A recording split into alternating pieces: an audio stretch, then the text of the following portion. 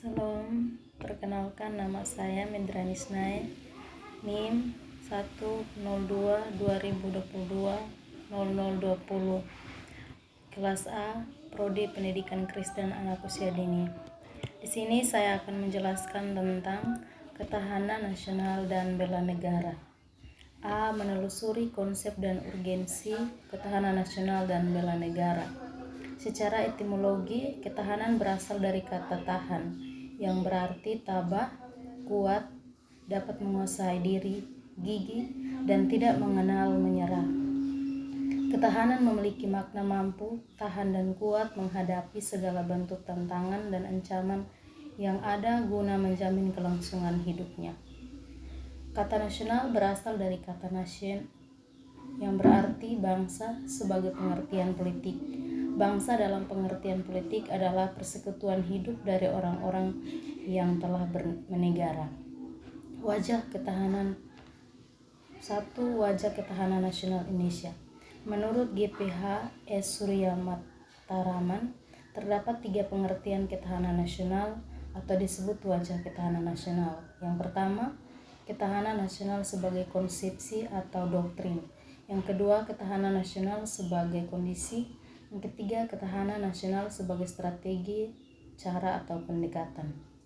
2. Dimensi dan ketahanan nasional berlapis. Ketahanan nasional Indonesia memiliki banyak dimensi dan konsep ketahanan berlapis oleh aspek-aspek baik alamiah dan sosial atau astragatra mempengaruhi kondisi ketahanan nasional. Maka dimensi aspek atau bidang dari ketahanan Indonesia juga berkembang. Selanjutnya, berdasar aspek-aspeknya ada ketahanan nasional bidang politik, sosial, ekonomi, budaya, pertahanan, dan keamanan. Konsep ketahanan nasional berlapis artinya ketahanan nasional sebagai kondisi yang kokoh dan tangguh dari sebuah bangsa tentu tidak terwujud jika tidak dimulai dari ketahanan pada lapisan-lapisan di bawahnya. Yang ketiga, bela negara sebagai upaya mewujudkan ketahanan nasional. A. Menurut pasal 27 ayat 3 UUD NRI 1945, istilah bela negara terdapat dalam pasal 7 ayat 3 menyatakan setiap warga negara berhak dan wajib ikut serta dalam upaya pembelaan negara. Berdasarkan pasal 27 ayat 3 UUD NRI 1945 tersebut, dapat disimpulkan bahwa usaha pembelaan negara merupakan hak dan kewajiban setiap warga Indonesia. B. UU Nomor 3 Tahun 2002. Dalam bagian penjelasan Undang-Undang Nomor 3 Tahun 2002 dinyatakan bahwa upaya pembelaan negara adalah sikap dan perilaku warga negara yang dijiwai oleh kecintanya kepada NKRI yang berdasarkan Pancasila dan UUD 1945 dalam menjamin kelangsungan hidup bangsa dan negara.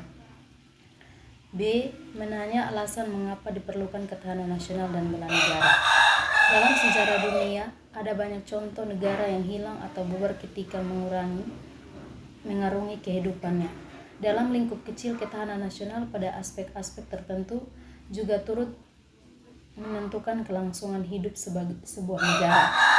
Contoh saja pada tahun 1997 hingga 1998, ketahanan ekonomi Indonesia tidak kuat lagi dalam menghadapi ancaman krisis moneter yang berlanjut pada krisis politik.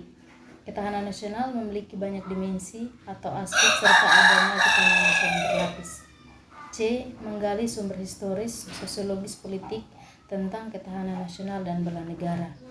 Gagasan tentang ketahanan nasional bermula pada awal tahun 1960-an di kalangan militer Angkatan Darat di SSKAD yang sekarang bernama SESKAD. Pemikiran di lingkungan SSKAD tersebut dilanjutkan oleh Lemhanas atau Lembaga Pertahanan Nasional dengan dimunculkan istilah kekuatan bangsa.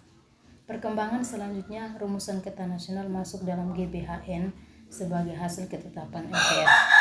D. Membangun argumen tentang dinamika dan tantangan ketahanan nasional dan bela negara. Pengalaman sejarah Indonesia telah membuktikan pada kita dalam konsep ketahanan nasional, kita terbukti mampu menangkal berbagai bentuk ancaman sehingga tidak berujung pada kehancuran atau berakhirnya NKRI. Mendeskripsikan esensi dan urgensi ketahanan nasional dan bela negara. Hal yang menjadikan ketahanan nasional sebagai konsepsi khas bangsa Indonesia adalah pemikiran tentang unsur kekuatan bangsa yang dinamakan Astragatra. Pemikiran tentang Astragatra dikembangkan oleh Lemhanas, bahwa kekuatan nasional Indonesia dipengaruhi oleh 8 unsur, terdiri dari 3 unsur alamiah atau Trigatra dan 5 unsur sosial atau Pancagatra.